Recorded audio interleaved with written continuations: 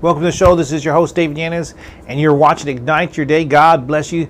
Thank you for being part of our broadcast. We have been on for just a little bit over a year, and we are excited that we're going to our second year of broadcasting. You know, it's always been a dream.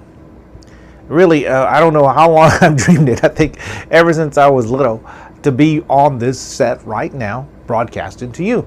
It's always been something that I've wanted to do or knew I was going to do. In fact, when I was in the Navy, I would tell my good friend Pastor Don Wagner that he was my youth pastor, and all the men would go to his youth services because he was just the kind of guy that just loves you. And I still see him today. In fact, he actually has his church in Downey, California. If you ever want to see him out there, Abundant Hope Christian Center, and I go there I was going twice a year, even 3 times a year to his church and holding healing services on Thursday nights. So that's kind of changed out because of all the crazy restrictions. And as soon as it opens up, I'm hoping October, I could be out there doing that healing service in Los Angeles.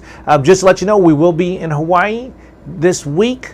Hopefully that when you're watching this and you're seeing the wonderful things, that you'll be able to catch one of my services in Hilo or in Ocean View, and hopefully we can get one in Kona. Not too quite sure, but I'm pretty sure we're going to be all in the Hilo area. I'm going to come back, then I'll be having healing services in Katy, Texas again in July, and hopefully some healing services in, oh my goodness, we're going to be in Wisconsin somewhere, and we're holding services out there in Michigan or Wisconsin in August. So you got to stay tuned. It's going to happen.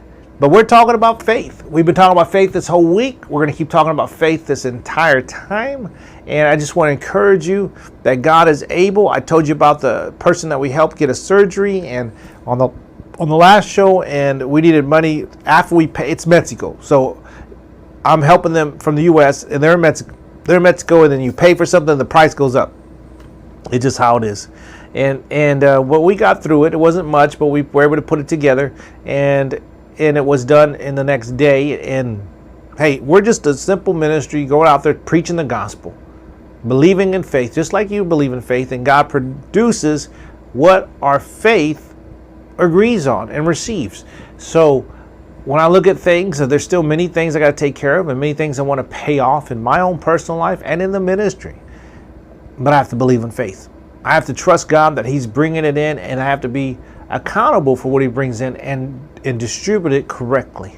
I tithe, I give plenty of offerings, and I give plenty of help to people.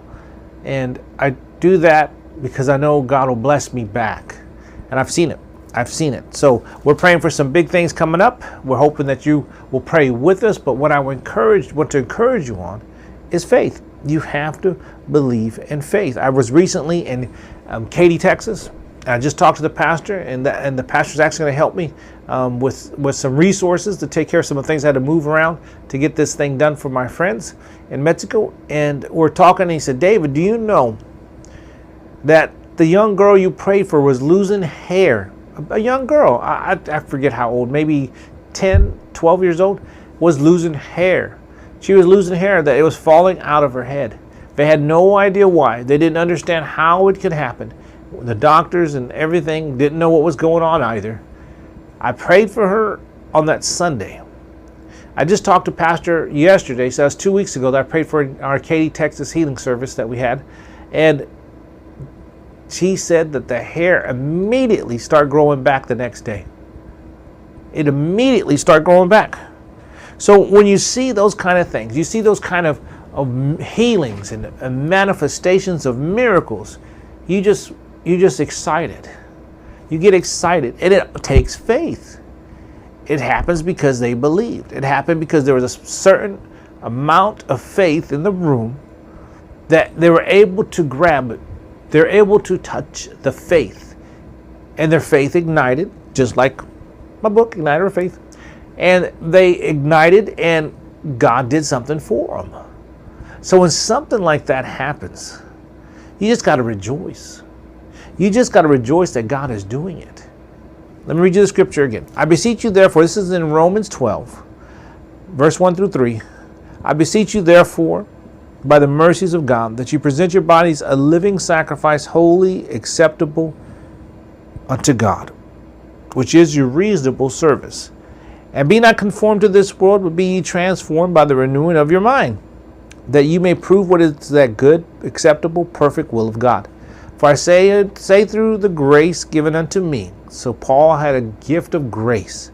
To every man that is among you, not to think of himself more highly than he ought to think, but to think soberly, according as God has dealt to every man the measure of faith.